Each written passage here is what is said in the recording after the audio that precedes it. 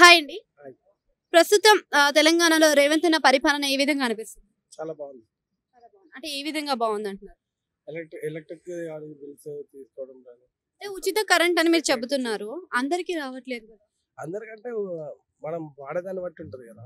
అందరికి పట్ల అంటే మీరు చెప్పిన లెక్క ప్రకారమే తీసుకుందాము. సొంత ఇల్లు ఉన్న వాళ్ళకి అంటారు. హైదరాబాద్ లోకి వస్తే సొంత ఇల్లు ఎంత మందికి ఉంటాయి? తక్కువ మందికి ఉండొచ్చు. మరి దానివల్ల ఉపయోగం కలుగుతుందా?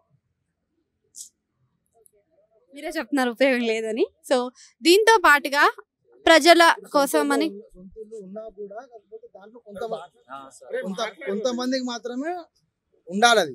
ఇప్పుడు అందరికి ఇప్పుడు అపార్ట్మెంట్ ఉన్న వాళ్ళకి అవుతుంది అంటే కాదు.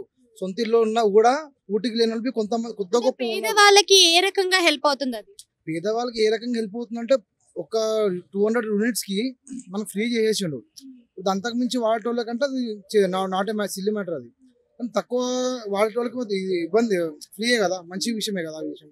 దానికి తప్పు చేయడం ఏం తప్పు కాదు.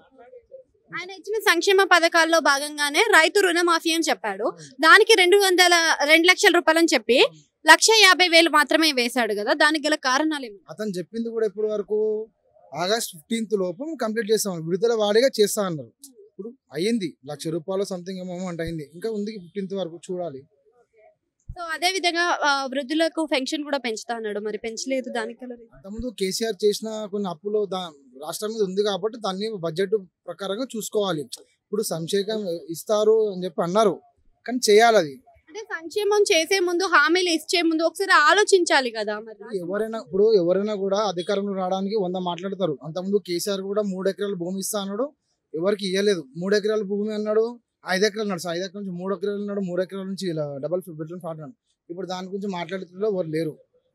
ఇప్పుడు అట్లా అనుకుంటే కూర్చుంటే కేసీఆర్ కూడా మిస్ చేసినట్లే కదా కొన్ని పాయింట్ ఆఫ్ వ్యూలో చూసుకుంటే. సంక్షేమంలో ఇప్పుడు ఈయన చేస్తా అన్నది ఆగస్ట్ 15th వరకు డెడ్ లైన్ ఉంది. అంతకుముందుకైతే కొంచెం కొద్దిగా కంప్లీట్ చేసింది కదా. ఇంకా 15 రోజులు ఏమో ఉంది. ఇంకా ఈ మంత్ ఇంకా 10 days ఉంది, చూడాలి. Thank you.